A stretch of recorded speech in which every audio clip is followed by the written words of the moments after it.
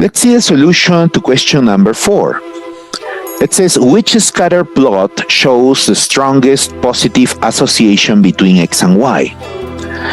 Well, notice that the charts show a plot of the association of values between two variables. We say that exists a positive association between two variables when every time the value of a variable increases, the value of the other variable also increases, or when the variable decreases, one of the variable decreases, then the other variable also decreases. So in that sense, you can notice that in chart A, when x increases, y generally tends to increase. And this can also be appreciated in chart C, in option C.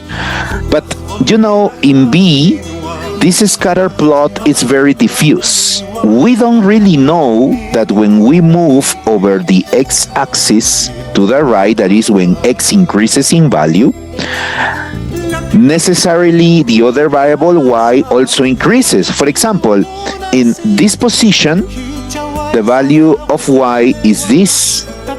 Okay, when the value of x, for example, here x1 is this, the value of 1 is this.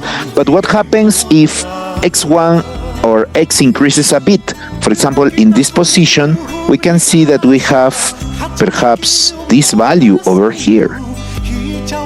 It also increases, but then in this next position, which we may call x3, we can really see that the value of y comes down.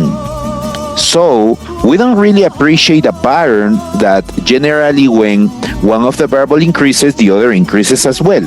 So we will discard this one. It doesn't show a strong positive or negative association. While in chart D, we actually see that generally when x increases its value, the value of y tends to decrease. So this shows like a negative association. Okay? A negative association. When one of the variable increases, the other decreases. So this is not what we're looking for. We will discard this. So we need to choose between A and C. Which one will be the correct?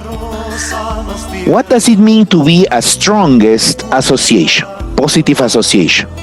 That we can almost see that the relationship between the two variables matches best a linear growth pattern. And you can clearly see that on chart C, we can see clearly almost like a linear pattern, like this one.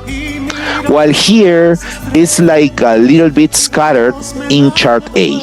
So we pick this one because it has a more definite linear growth pattern. Let's mark option C. Okay, so that's the answer to question 4.